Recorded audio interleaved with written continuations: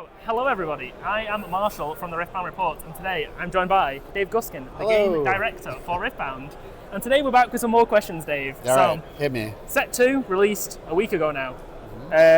We've seen high demand for product online, in stores, and even here at Bologna. The queues for merch was very big with the premium passes. Yes. What are the team's thoughts regarding the product availability for this set? Yeah, I mean, I think we're doing better with Spearforce than we did with Origins, which, I mean, it'd be hard not to, I think. But I think there's a lot of factors that go into making sure that there's sufficient product for people to get what they need to play, to collect, etc. I think the few things we've been changing are, we're printing more, we're trying to get it out quicker to distributors and stores. We've upped the quantities we're selling direct on the Riot Merch Store. And there's a few other things that we're continuing to kind of look into and work on. I think as we kind of get a better sense of what real demand is, as we get a better sense of like how the product is flowing through the ecosystem, with future sets, I'm sure it'll get even better. That's good to hear. I mean, like I said, we saw quite a lot of people come in and getting their the 2 booster boxes with the premium passes today.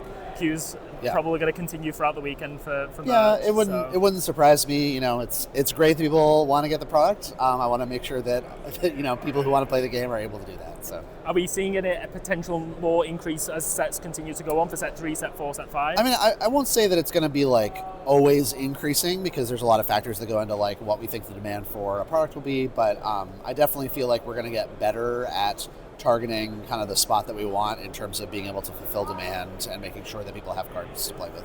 Okay, perfect. And then the next one is, so staying on the topic, so the initial thoughts of the new draw system. We've had 2 instances of the new draw system being used. We had it for Spirit Forged, and most recently, just the other day, we had it for the Luna bundle. Mm-hmm. How have things internally been talking about? Are you happy with it? Are you going to do some tweaks moving forward? Yeah, I think relatively happy overall. I mean, there's always going to be more to build and better ways to kind of present the player experience over time. So I know there's kind of a list of features we'd love to get in there, make sure that people are having a better experience every time. But I think overall it's been successful. I think the main things we were trying to do was make sure people weren't pressured to be like at their computer at exactly the second that it goes live and slam the button, making sure that it's going to real people and real players and real collectors. I think those things are happening more, which is great.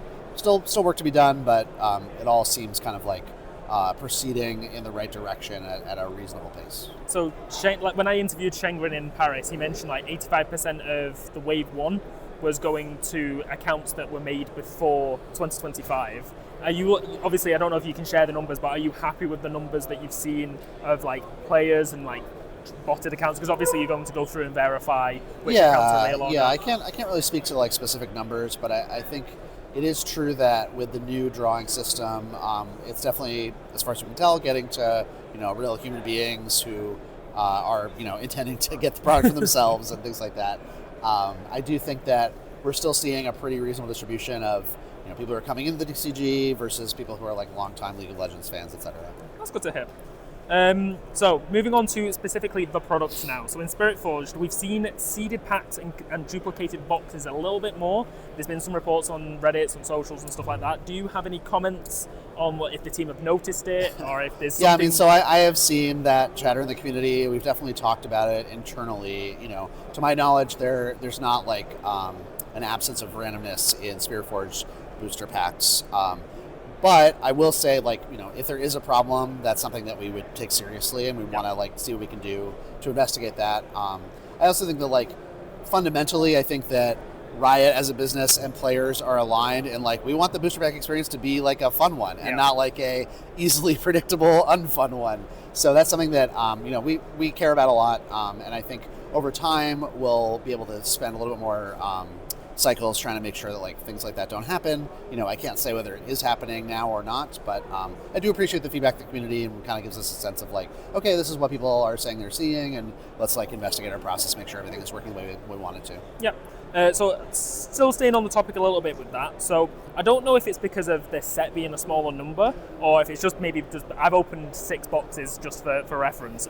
Have any of the percentages changed for card drops? So a lot of people have commented on Legends being more common this set. I think there's a lot more overnumbered being produced. I don't know if that's people just posting them online so you see more of it. Because obviously you've got I will say that to my knowledge, I mean obviously I could be misinformed, but I am pretty sure we have not changed the drop rate significantly in any of the directions you're talking about.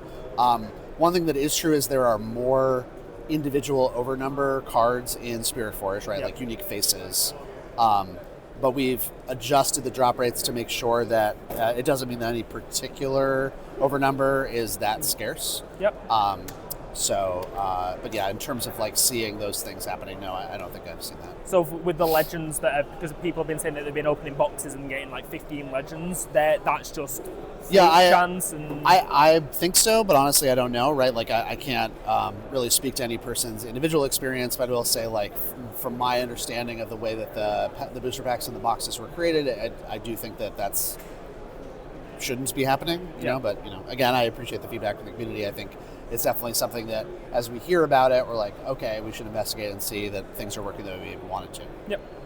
Now, moving a little bit closer to home here in Bologna. So the Riftbound OP account messaged the other day and said that we could potentially see the draw system being used for future events. What is the team's opinion on using a draw system like that? Obviously, it's done in China for all of their regionals. What internal discussions? What are you potentially looking at? So like from the organized play side, right? So that's like the organization at Riot and at UVS Games and at Shining Soul that kind of manages events like this and others. I'm not the person like fully responsible for that. I have opinions. Obviously, my team is involved, especially to consult on like what good player experience is. If we take a step back, I think like from a values perspective, we want to make sure that if people want a chance to play in these events, they have that chance, and we don't want to emphasize things like, you've got to be the person who's like staying up super late in your area to make sure you hit the button at exactly the right time, or like lose the lucky roll of like the site went down while I was trying to access it, right? Yeah. So I think there are ways that we can improve that experience. Is a drawing system the best way to do it? I don't know. I think that there are going to be ways we need to test new versions of the player experience and see how that goes. But I think that we recently did badge sales for the tournament in Lille. I think that worked better. I think that we will see if systems like that continue to function well, or if we need to adapt them in the future. Yeah, as I was saying, Lille was on Wednesday, I think it was. So it seemed to have gone a little bit smoother than last time.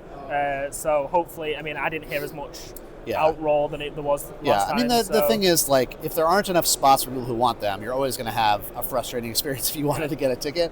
That's something that we continue to talk about internally. Like, can we increase the capacity? Should we run more events, etc. So. As I say, so the mix of potentially in the future we might see more events closer together, or maybe just solo bigger events. I think there are a lot of potential solves here, right? Like I can't really speak to which one maybe makes the most sense. They all have trade-offs, right? Running more events means you have to like make sure you can staff them, and that like you organize them around the world in a way that doesn't crush people's souls. But I do think that there are other potential options in terms of like restructuring the ecosystem. But we'll see how things develop over the course of this year. I wouldn't want to make too much drastic change too quickly. Yeah. Still staying on the competitive side of questions. Yeah. There is an ELO system in China. Could we see something like that being brought to the West? Yeah, I mean, I don't know if that specific system makes sense outside of that region, but I do think that there is value to, hey, as you play, you're kind of making progress towards something that matters, especially one that kind of indicates your skill in some way and potentially rewards you for that. I think there are tricky bits to systems like that, right? Like, it is definitely possible to create a system that disincentivizes play, and that's something that we really care a lot about not doing. Yeah. So I think that, if and when we do some sort of system for, ranking or, skill-based points accumulation, I think there's just a question of, like, the how is very important. Yeah. The plated legends for Bologna, they have an increase in size. There's not a number being thrown about, but we've seen that the prize wall tickets have increased from 10 to 40. Mm-hmm. How does Riot see these plated legends? Are they more of a collectability? Is like one person supposed to have like one that they can cherish? Like, what's the kind of vision that you see from these cards? It's hard for me to be monolithic here because, our audience is broad enough that like different people play for different reasons. Maybe there's somebody who's just like, I'm a super collector and I just want to get one of each plated legend. And I totally would be like, that's a valid experience to want to have. I do think that we want them to be, a rare and valuable item. Potentially the pinnacle of a prize wall for Riftbound includes things like this, which is like showing off that this is your champion, this is who you play, this is your main. I think the plated legends are a great way to do that. Whether this combination of, ticket price and quantity and availability is the right one, I don't know, but we'll kind of see how it goes. Okay, perfect. And for one final question then, we'll do some quick fire questions. So, Okay. who do you think will be the player that takes it and takes the championship? At this regional, probably Alan ZQ. Okay, so strongest legend, we're going to go for... I guess Ezreal, right? Ezreal will Which is go what I there. think he's playing, yeah. Strongest unit, Lonely Poro. Lonely Poro, and strongest gear. Probably Spinning Axe, honestly. It's a very good card. It's a very good card, yeah. Well, that's all the questions I've got for you today. Thank you for your time. Yeah, of course. And I'll Thank hopefully you. see you in the future. Yeah, definitely.